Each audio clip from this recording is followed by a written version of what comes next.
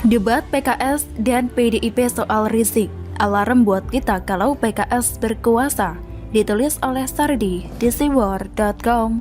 Rapat dengar antara Komisi 3 DPR RI dengan Forum Ulama Habaib yang tergabung dalam Ahli Sunnah wal Jamaah terus mendapat sorotan tajam. Kebanyakan sinis dan mengkritik. Pasalnya mereka datang untuk satu tujuan, yaitu membela Rizik. Banyak yang kritik mereka ini hanya pendukung yang berlabel ulama. Ada satu hal menarik lainnya dari momen tersebut. Terjadi perdebatan antara PDIP dan juga PKS. Perdebatan tersebut terkait dengan pembelaan terhadap Rizik yang jadi materi utama rapat. Perdebatan terjadi antara Wakil Komisi 3 DPR fraksi PKS Abu Bakar Al-Habsyi dan anggota Komisi 3 DPR fraksi PDIP Arteria Dahlan dan juga Johan Budi. Awalnya Abu Bakar menyinggung PKS mengerti akan persoalan Rizik. Abu Bakar menyebut meski mengerti PKS tidak memiliki suara lebih banyak, dia lantas menyinggung PDIP yang memiliki suara lebih banyak dari PKS. Kalau saja PKS kursinya bisa seperti PDI, Pak, suaranya berbeda. Saya sampaikan saja, tapi suara kami 50, Pak. Kita bisa ngomong apa? Ya, Pak Johan Budi ya, kata Abu Bakar. Arteria Dahlan lalu mempertanyakan apa maksud dari Abu Bakar menyinggung PDIP. Sebentar ini Pak Ketua, kalau PKS suaranya lebih besar dari PDIP katanya bisa buat sesuatunya beda seperti yang sekarang. Maksudnya apa ini? Kata Arteria. Oh ya pasti, jadi kita bisa balas Abu Bakar. Sampai di sini saja rasanya kalian sudah bisa menebak dan juga kesal dengan PKS kan? Abu Bakar kemudian menyampaikan harapan agar tuntutan Ahli Sunnah wal Jamaah ditindaklanjuti. Dia berharap apa yang disampaikan oleh Arteria soal dukungan ke Habib Rizik juga terjadi. Jadi politik ini Pak, jangan kaget kalau seperti ini semua berkepentingan. Tapi Pak, tuntutan yang Bapak sampaikan insya Allah kita akan follow up baik. Seperti bahasa Arteria yang begitu indah, kita dengar. Semoga menjadi langkah-langkah yang kita lakukan seperti yang dikatakan ke depannya, katanya. Usai rapat, Johan Budi menegaskan bahwa itu adalah perdebatan bercanda tak bisa disebut sebagai cekcok dengan PKS. Intinya gini aja, PKS ini bahaya kalau sampai berkuasa. Lihat saja perkataan wakil dari PKS tadi. Dia bilang kalau PKS punya suara yang banyak, mereka bisa lakukan sesuatu yang beda. Maksudnya apa? Apakah yang dimaksud itu adalah ngotot mendesak Rizik dibebaskan? Atau berbuat seenak jidatnya melangkahi hukum mentang-mentang punya suara besar? Atau bakal intervensi pengadilan? Mau bikin kacau tatanan negara? Pantes saja partai satu ini tidak berkuasa. Lihat anehnya terbongkar dengan jelas. Makanya yang bisa PKS lakukan saat ini adalah aji mumpung. Tidak peduli benar atau salah. Yang penting mereka bisa mendapat tambahan suara jika bisa mendukung, apalagi memenangkan tuntutan tersebut. Menggelikan. Semakin ketahuan topeng aslinya PKS, kalau dapat suara besar dan berkuasa bisa kacau negeri ini karena suka berbuat seenaknya. Secara tidak langsung, PKS condong mendukung Rizik. Ya iyalah, gak usah heran, saat FPI dibubarkan, PKS salah satu yang menolak. Wajar kalau mereka ini mendukung Rizik. Mengerikan memang, partai yang munafik dengan pola pikir melenceng tapi bisa masuk ke parlemen. Mengerikan. Semoga saja partai satu ini makin menciut ya, bahkan jadi partai gurem saja tidak pantas deh. Partai apaan ini yang sering bikin statement tendensius demi mencari sensasi dan dukungan murahan? Ulama dari NU banyak, dari ormas lain juga banyak, yang menyejukkan juga banyak. Tapi situ bela-belain Rizik yang mulutnya kasar dan suka sempahi orang dengan doa mengerikan. Waras nggak sih? Halo PKS, ngaca dulu deh. Sadar nggak kenapa selama ini selalu jadi partai kecil? Ya karena ini, sok tampil beda dengan menggunakan agama sebagai tameng. Membela yang tidak pantas dibela, yang pantas dibela malah diam saja.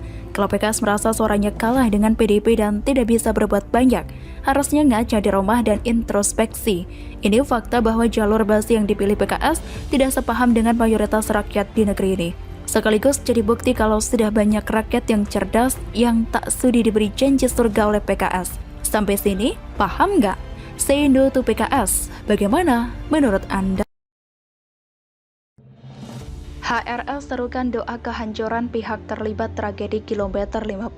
Padahal biang keroknya dia. Ditulis oleh Jaya Wijaya di siwar.com. Baru saja melunak dengan mengucapkan terima kasih kepada Kapolri karena sudah diperlakukan dengan baik di ruang tahanan. Imam Besar HRS sekarang kumat lagi.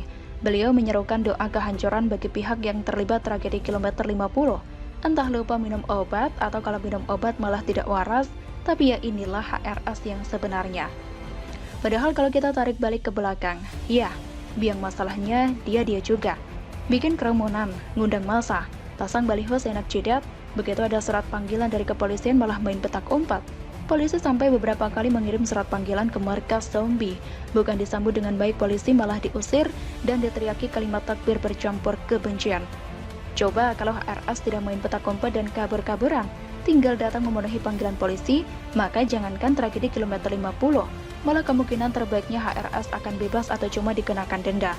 Jadi kalau sekarang HRS serukan doa kehancuran pihak terlibat tragedi kilometer 50, maka bisa dipastikan doa tersebut akan berbalik sendiri kepada HRS. Seruan HRS ini menjadi bukti bahwa seruan HRS saat aksi 212 kemarin hanyalah siasat busuk beliau.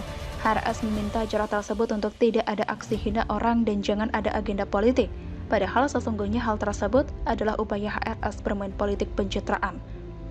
Pertama, supaya aksi 212 dianggap aksi damai. Kedua, supaya bangsa radikal bisa melakukan propaganda bahwa radikalisme hanyalah pengalihan isu pemerintah. Pakai acara terima kasih sama Kapolri yang Kristen. Ternyata semua itu hanya drama murahan HRS yang mudah terbaca. Sekarang, HRS kembali lagi dan dilansir dari suara.com, HRS menyerukan.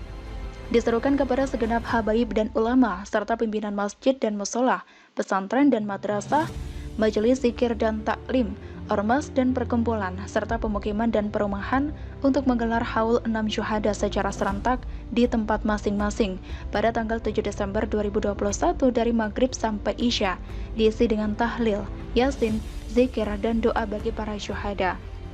Komentar penulis, syuhada itu adalah pejuang Allah yang mati di jalan Allah. Kalau memang yakin mati di jalan Allah dan akan mendapat bonus 72 bidadari, maka seharusnya HRS malah berterima kasih kepada polisi. Kalau malah mendoakan yang buruk, artinya malah tidak yakin atau hanya sekedar agenda politik. Penulis sangat miris jika memang ada agenda politik karena acaranya adalah ibadah.